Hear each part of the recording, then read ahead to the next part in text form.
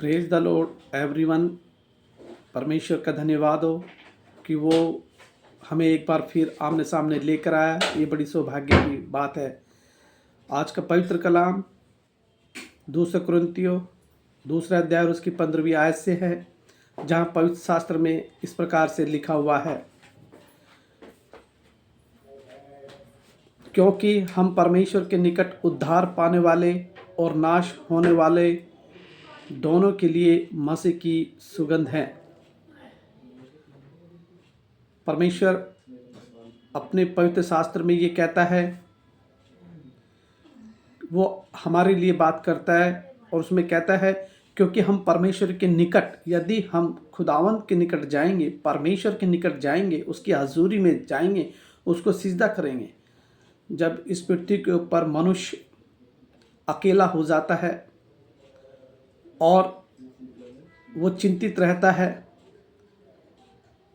इस पृथ्वी का मनुष्य जब ईश्वर को याद करता है, परमेश्वर को याद करता है और उसको निकट जाता है, तो वचन इस बात को बता रहा है कि जब वो अकेला है, निराश में है, दुखी है, परेशान है, उसके हालत बद से बदतर है और उसको इस संसार के अंदर अकेलापन महसूस हो रहा है, लेकिन उसके अंदर एक जिज्ञासा आई कि मैं अकेला हूँ और मेरे साथ कोई नहीं है। यहाँ परमेश्वर कलाम इस बात को कहता है, जब हम परमेश्वर के निकट जाएंगे तो वो हमारा उद्धार करेगा और हम उद्धार पाने वालों की श्रेणी में पहुंच जाएंगे।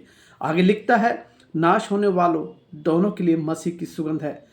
जो उसके निकट भी नहीं आते हैं परमेश्वर के, उसके लिए भी वो अति उत्तम है। उसका भी वो परमेश्वर है जो उसके निकट नहीं रहते, और जो दूर रहते हैं उसका तो वो परमेश्वर है ही। एक के पास परमेश्वर है और एक के पास नहीं है।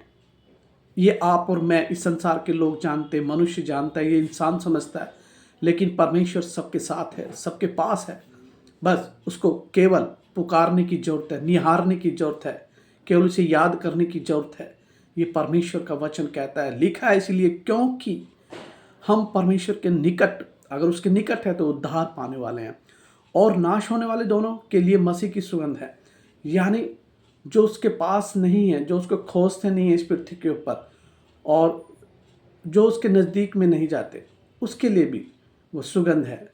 क्योंकि ईश्वर सबके लिए होता है, एक के लिए नहीं, प्रत्येक के लिए है।